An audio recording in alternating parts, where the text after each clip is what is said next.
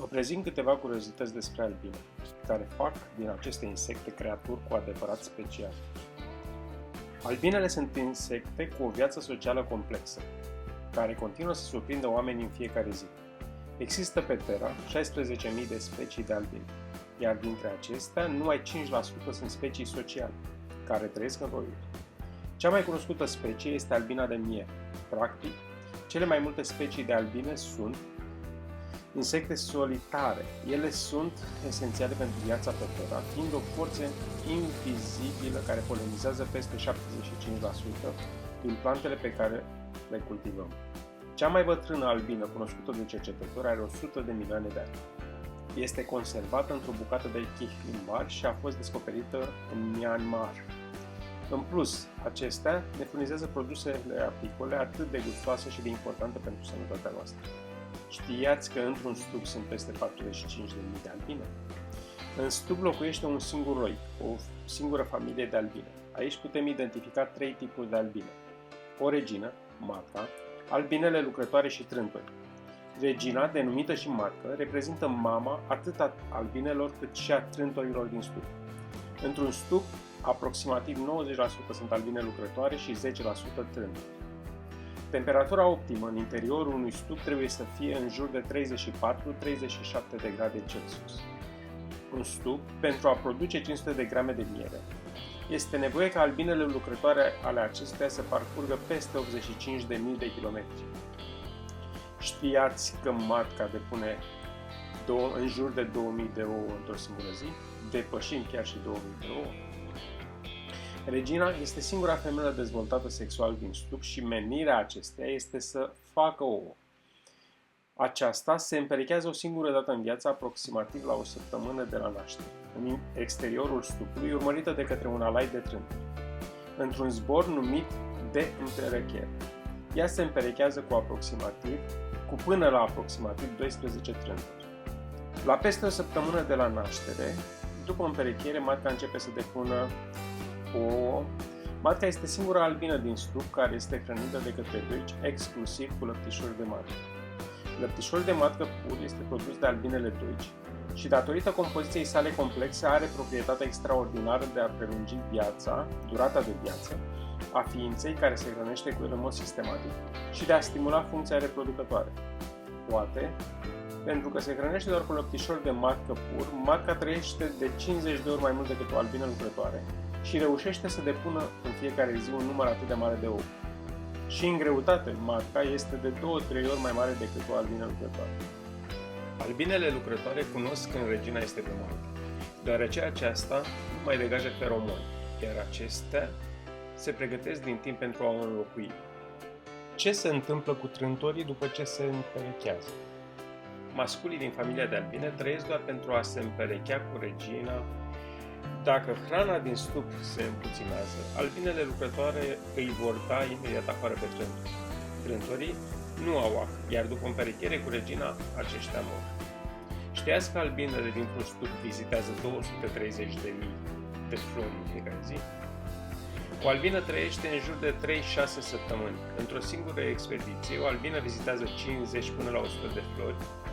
Pentru un gram de nectar, o albină trebuie să facă aproximativ 60 de drumuri și să colinde în jur de 1000 de flori. Și toate astea doar pentru un gram de nectar.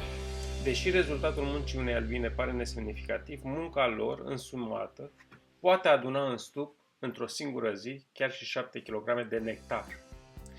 Știați că albinele dintr-un stup parcurg 8000 de km pentru un kilogram de miere?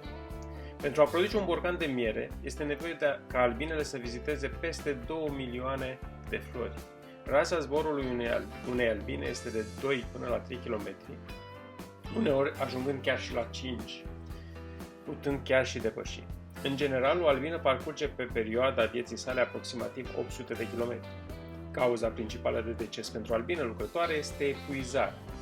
Mușchii și aripile albinelor suportă doar un anumit timp de zbor. În momentul atingerii acestui interval de zbor, albina se va afla în incapacitatea de a mai zbura. Poate de aceea albinele au o durată de viață de doar 3 până la 6 săptămâni. Știați că albinele se deplasează cu o viteză medie de 24 km pe oră? Viteza maximă cu care poate zbura o albină este de 70 de km. În timp ce atunci când este încărcată cu polen și nectar, viteza acesteia este de doar 20 de km pe oră. Știai că o albină are 12.000 de bătăi din aripi pe minut? Bâzâitul pe care îl auzim când o albină se apropie de noi este produs de cele 4 aripi, care se mișcă extrem de repede. Peste 11.000 de bătăi pe minut. Albinele pot bate din aripi foarte rapid, aproximativ 200 de bătăi pe secundă, de unde rezultă și bâzâitul specific. Albinele își folosesc aripile nu doar pentru a zbura, ci și pentru a ventila aerul în stup în zilele călduroase, pentru a crea o temperatură optimă și pentru a deshidrata nectarul cules și depozitat în stup. Mierea crudă este produsă din nectarul cules din flori, depozitat în fagure și deshidratat. Albinele elimină apa din nectar prin bătăile aripilor până când rămâne umiditate de 17%. Albinele lucrătoare culeg nectarul florilor și îl aduc în stup, unde printr-un proces foarte complex, acesta se transformă în miere. Mierea strânsă vara este folosită ca și sursă de hrană și supraviețuire în anotimpul rece. Mierea crudă este un aliment cu gust dulce și parfumat, cu aspect semi-fluid, viscos sau cristalizat și culoare specifică, având un conținut mare de zaharuri și substanțe minerale, vitamine, enzime, acizi organici. Culoarea mierii este dată de substanțele colorate care se găsesc în nectarul cules. Culoarea diferă de la incolor până la neagră. La mierea de nectar predomină culoarea galbenă. Mierea strânsă la începutul primăverii are o culoare de un galben viu, până la portocaliu. Cu timpul, mierea își pierde culoarea inițială, de obicei se închide la culoare, iar în timpul cristalizării se deschide. Mierea nu expiră, nu se alterează, doar se zaharisește după un timp, putând fi consumată în siguranță chiar și atunci. Cu siguranță acesta este motivul pentru care albinele sunt îndrăgite și îngrijite de oameni. Dar știați că pe lângă mierea crudă, albinele ne furnizează și alte produse cum sunt lăptișorul de matcă pur, polenul crud, păstura și propolisul. Acestea poartă denumirea generică de produse apicole și sunt recunoscute și utilizate în întreaga lume pentru beneficiile lor extraordinare pentru sănătate. V-ați gândit vreodată de unde provine expresia luna de miere? Expresia luna de miere provine dintr-o tradiție nordică, potrivit căreia tinerii căsătoriți consumau timp de o lună câte o ceașcă de miere, o băutură fermentată îndulcită cu miere.